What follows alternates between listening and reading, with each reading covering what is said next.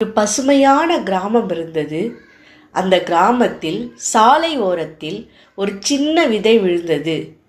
நான் இவ்வளவு சின்னதா இருக்கேன், நான் என்ன செய்ய முடியும் என்று அந்த விதை கவலைப்பட்டது. அதே நேரத்தில் மழை வந்து அதை நனைத்தது.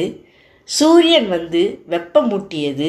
மெல்ல மெல்ல அந்த விதை முளைத்து விட்டது. சில நாட்கள் கழிந்தபோது அது ஒரு பெரிய மரமாகி பறவைகளுக்கும் குழந்தைகளுக்கும் நிழல் கொடுத்தது.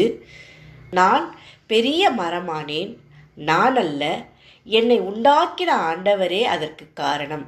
நான் சிறியவன், மண்ணில் விழுந்து கிடக்கிறேன் என்று என்னை நான் நம்பாதபோது நீ பெரிய மரமாவாய், அநேகருக்கு நிழல் தருவாய் என்று தம்முடைய சிருஷ்டிப்பின் அதிகாரத்தாலே என் மன இருளை நீக்கி உயிர் கொடுத்தவர் ஆண்டவரே. நீ அவரை ஏற்றுக்கொள்ளும்போது உன் அவநம்பிக்கை நீக்கி உன்னை உனக்கும் மற்றவர்களுக்கும் அடையாளம் காட்டுவார். சின்னவன் ஆயிரமும் சிறியவன் பலத்த ஜாதியும் ஆவான்.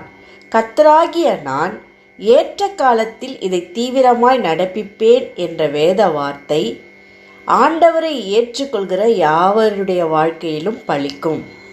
அது மாத்திரமல்ல, விதையனுடைய மன இருள் நீங்கி மரமாக வளரும் திறன் பெற்றது போல மனுஷனுடைய மரண இருள் நீங்கி வாழ வழியும் வெளிச்சமும் உண்டாகும்.